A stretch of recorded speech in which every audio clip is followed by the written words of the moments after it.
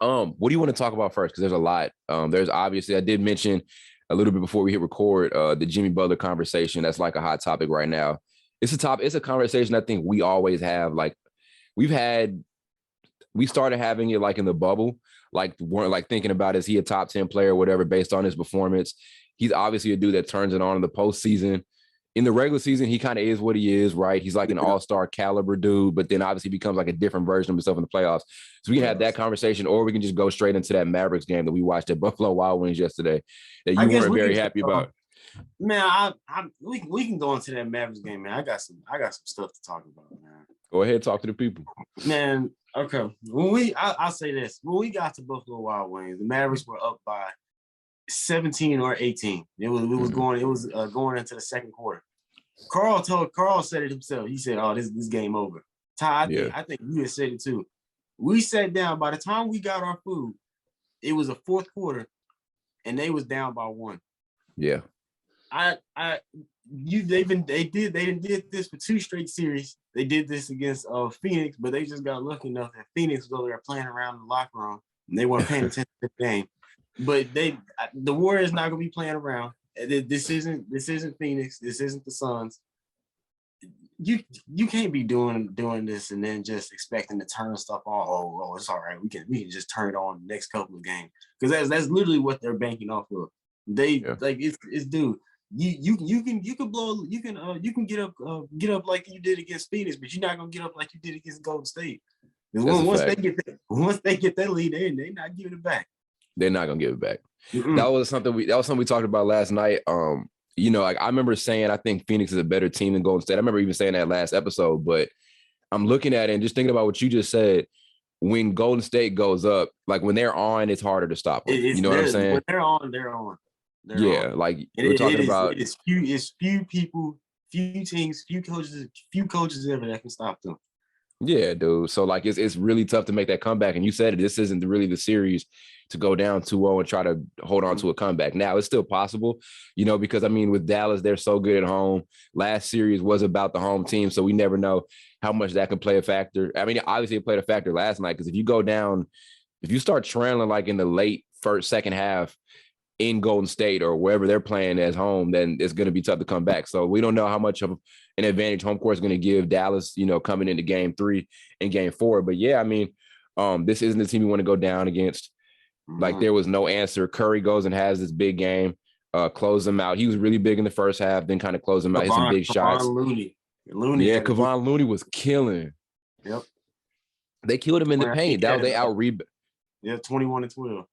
Yeah, 21-12, and they out-rebounded him the first couple of games too. Kevon Looney's been killing people. I remember seeing like someone made a graphic. They said here are the best players like under 20, like under 30 or something like that. And then they named like 5 dudes that we're all used to hearing about, but they just slipped Kevon Looney's name in there. But he's great. He's always been good. Like people forget he's been on some of these Warriors teams that got to the finals. And even though he's young, he's a very experienced player. Doesn't do a lot of dumb stuff on the court. I mean, I like him. It's like you kind of stack him up against some of the other Golden State bigs they've had. Zaza Pachulia, Andrew Bogut. Though they had a roster of him, but he's one of my favorite. He has a solid IQ too, because I mean in high school he kind of played a little bit of the perimeter too. So he can. I'm not saying he's doing that with Golden State, but there's a level of IQ that he has. Knows how to make the right play from the center spot, does the right thing, and he's been great. But yeah, no, Dallas for them. It was disappointing because you don't get that chance a lot to go up, against Golden State. Against Golden State at home. Yeah. Like you hate seeing those type of opportunities get lost. And they were so good in that first half. Like, yeah. I know. Yeah. I love it. It was crazy, Luka, but like on the more positive note, you did have a great game from your backcourt. Jalen Brunson had, I think, 31 of that game, if I'm not wrong. Luka was killing. Reggie Bullock, had another good game. But I remember watching I think it was NBA Today, and they said for me to really be confident in Dallas moving forward, Spencer Dinwiddie is going to have to be the guy. Like he's going to have to be their third guy. He's got to be a consistent 20 a game, night in, night out.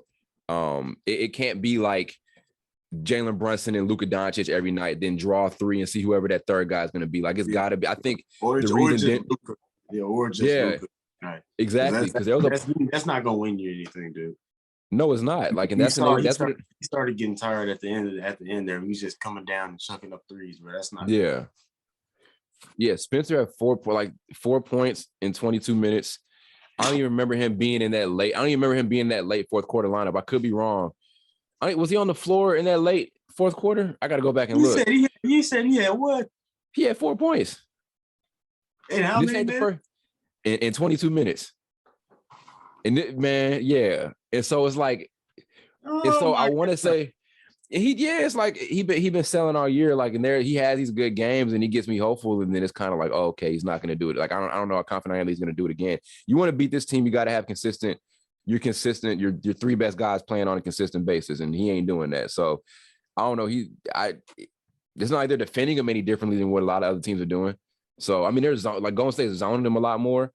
And I think that's taken away a lot of their offense because Dallas has kind of had a tough time against the zone at points in time throughout the playoffs. But I mean, that ain't no excuse. Dinwiddie can't have no 4 points. They're gonna try to win the series. That's one of the things it comes down to. When you talk about like closing games out, like closing out leads is very important because we've seen so many comebacks this season, and you just have to have your defense have to stay on all 10 toes the entire game. And you got to have all your options playing at a high level. And just like this, whoever our third guy is going to be, that entire thing, like I said it a couple episodes ago, that's not going to cut it. Like Dinwiddie's there.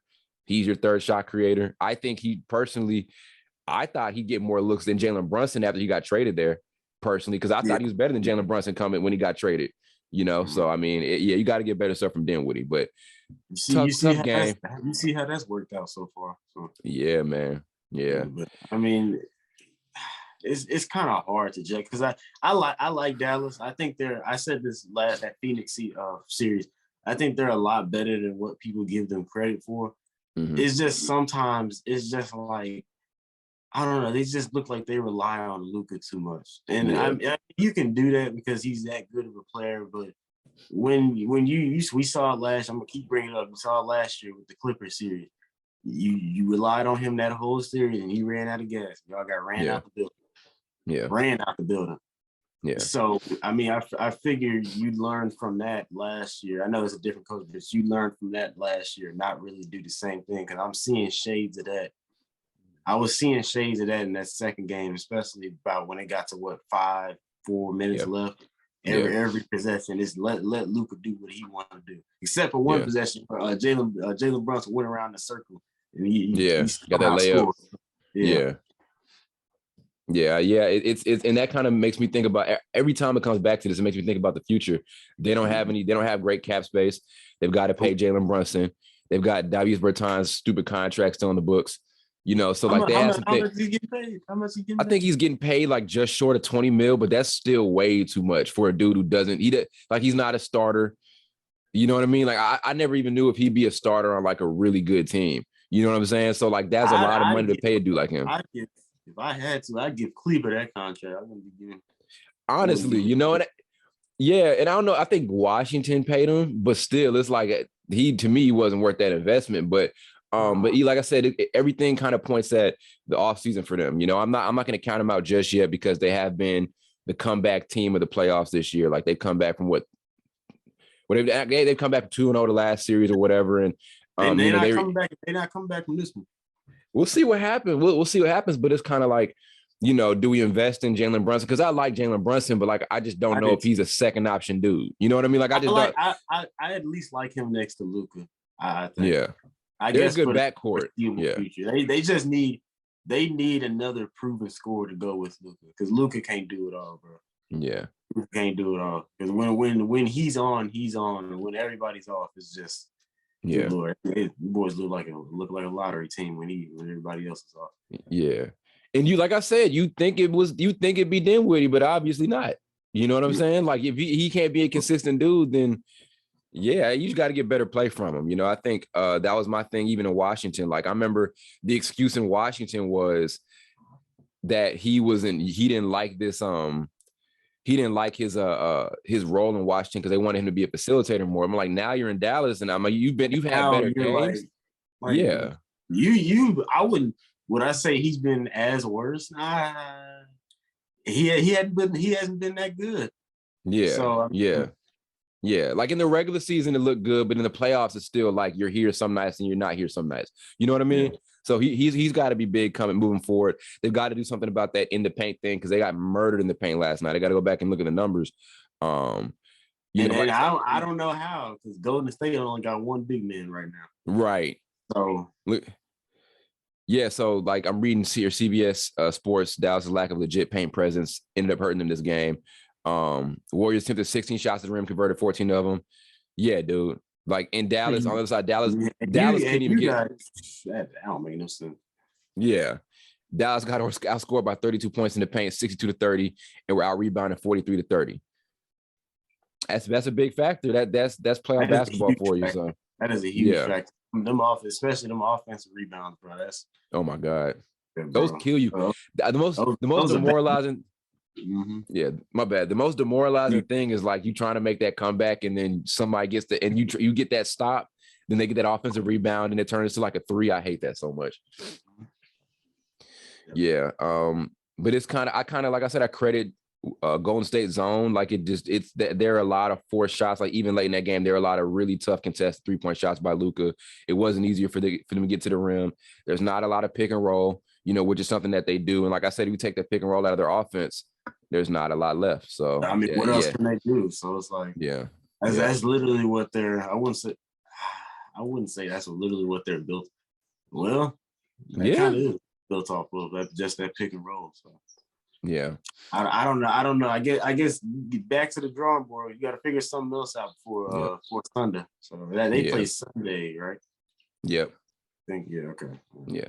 And so home court advantage is going to be huge. We'll see how much of a factor that plays into it all. But yeah, I mean, like I said, there were some high points. At least they were able to get off to that fast start. The issue is just trying to maintain keeping it together. Keeping it together. Yeah. That's how it is. Yeah, 12th time Golden State came back from a deficit. This is where it gets tough because that's been their thing. They've been really good at these comebacks and doing the second half thing. Like they come out in the first half, they play bad. Then the second half, they just turn it on. It's kind of reminiscent of some of those early Golden State teams. You always talk about it, like those third quarters is what they own. You know what I mean? When they get going in that third quarter, it's kind of tough to stop them. So that's what they know for. So yeah, it's a different battle than Phoenix. Like Devin Booker and Chris Paul is different than Klay Thompson, Jordan Poole, and Steph Curry. You know what I'm saying? I know you some of that stuff they was getting away with last series. They can't do it now, especially with Steph. You got Steph, Klay, Jordan Poole coming into his own. Yeah. So and shout out to I've been critical of him. I'm not really critical of him. Mm-hmm. I don't know how I felt about him, but Andrew Wiggins is saying you thought I was gonna say Jordan Poole. I think Wiggins. Jordan Poole. I was about to say. Yeah. Like he wasn't great last night, but like even in game one, like there were some good things he did. He hit a couple of big shots. He was a big part of that comeback in that second half. I'm still confused.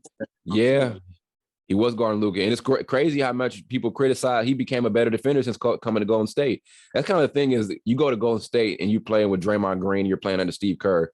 They're not going to let you suck on defense, and he's been the product of that. Like he didn't clamp Luka up. I got to go look at the numbers of what he did when he was getting guarded by Andrew Wiggins, but he took that assignment. He made big shots.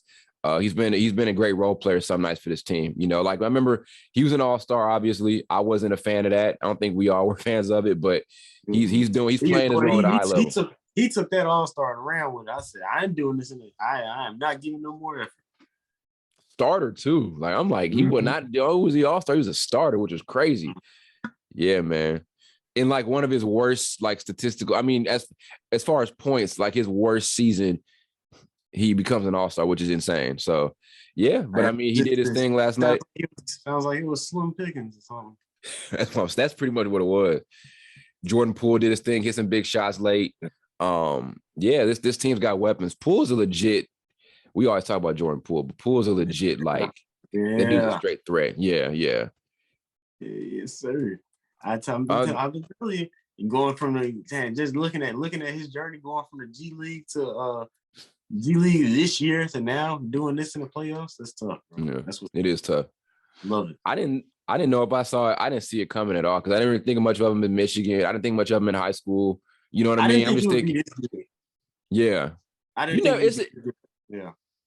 it's this thing you just never know with some of these guys, like Jose Alvarado. Like it's just you just never, you really never know who it's gonna be, you know. So shout out to Golden State. They got the win. 2-0. It's gonna be tough for Dallas to climb back, but it's definitely possible. But their issues are obvious right now. It's not like a thing where they're just completely like outmatched. Like some of these things are solvable. It's going to be a chess match, and especially going to be a chess match for them trying to figure out that zone, because that's kind of been taking them out the game. Yeah. So